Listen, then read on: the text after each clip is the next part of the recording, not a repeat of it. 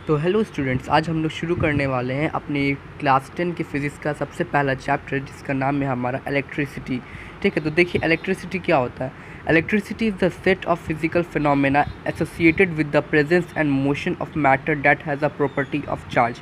यानी इलेक्ट्रिसिटी किसी भी में इलेक्ट्रिसिटी जो होता है वो एक ऐसा फिज़िकल फिनोमेना है जिसमें हम लोग कहीं भी चार्ज है या चार्ज अगर कहीं भी मूव कर रहा है उसके बारे में हम लोग पढ़ते हैं। तो electricity simply the set of physical phenomena associated with the presence and motion of matter that has a property of charge. यानी जिस मैटर के पास चार्ज होता है उस चार्ज में, ठीक है, अगर वो चार्ज हमारा मोशन में या अगर वो उस मैटर के पास चार्ज है, डैट मीन्स उसके अंदर क्या है, इलेक्ट्रिसिटी। तो इलेक्ट्रिसिटी का मतलब सीधा सीधा होता है कि किसी भी बॉडी में चार्ज का प्रेजेंट होना या चार्ज का मूव करना हमारा क्या कहलाता है, इलेक्ट्रिसिटी कहलाता है। तो electricity is the set of physical phenomena associated with the presence and motion of matter that has a property of charge. यानी किसी भी मैटर में जो इलेक्ट्रिसिटी होता है, किसी भी मैटर में क्या होता है, वो प्रेजेंस और मोशन ऑफ चार्ज होता है। यानी किसी भी मैटर में अगर चार्ज प्रेजेंट है या किसी भी मैटर में चार्ज मूव कर रहा है तो कहने का मतलब ये कि उसमें क्या है, इलेक्ट्रिसिटी। अब देखिए यहाँ पे हम लोगों ने बात बताया कि चार्ज क्या होता है। ठीक है, यहाँ पे मैंने वर्ड बताया इलेक्ट्रिक चार्ज। तो ये चार्ज समझना बहुत ज़रूरी है, तभी इलेक्ट्रिसिटी सही से समझ में आएगा। तो देखिए चार्ज क्या होता है। Electric charge is a basic property of matter carried by some elementary particles that governs how the particles are affected by an electric or magnetic field. इसको सिंपल शब्दों में समझाते हैं, रुकिए एक मिनट।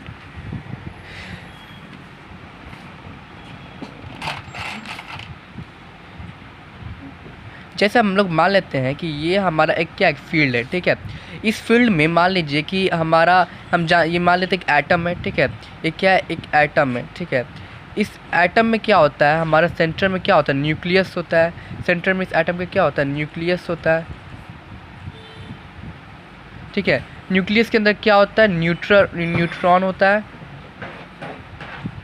और क्या होता है, प्रोटॉन होता है। एक न्यूट्रॉन होता है, एक क्या होता है, प्रोटॉन होता है।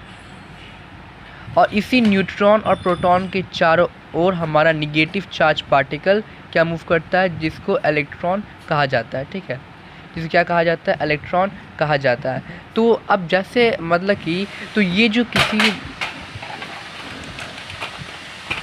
ये जो किसी भी बॉडी में जो इलेक्ट्रॉन होता है, ठीक है, वो इलेक्ट्रॉन अगर कहीं पे मूव कर रहा है, किसी भी कंडक्टर में मूव करता है, तो उसी को क्या कहा जाता है, इलेक्ट्रिक चार्ज कहा जाता है। या सिंपल समझा जाए तो किसी भी बॉडी का चार्ज जो होता है उसका एक फिज़िकल प्रॉपर्टी होता है, जिस फिज़िकल प्रॉपर्टी की वजह से कोई भी मैटर जो होता है फोर्स को एक्सपीरियंस करता है।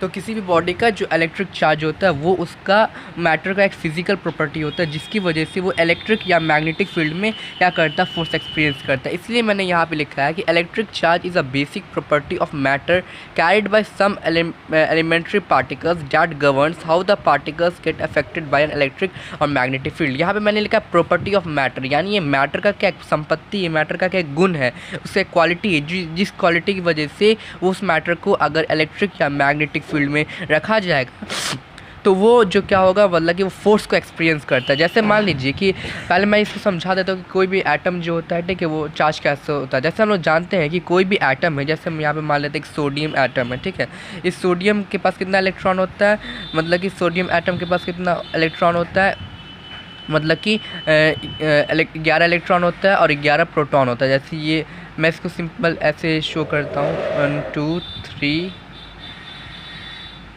4 5 6 7 8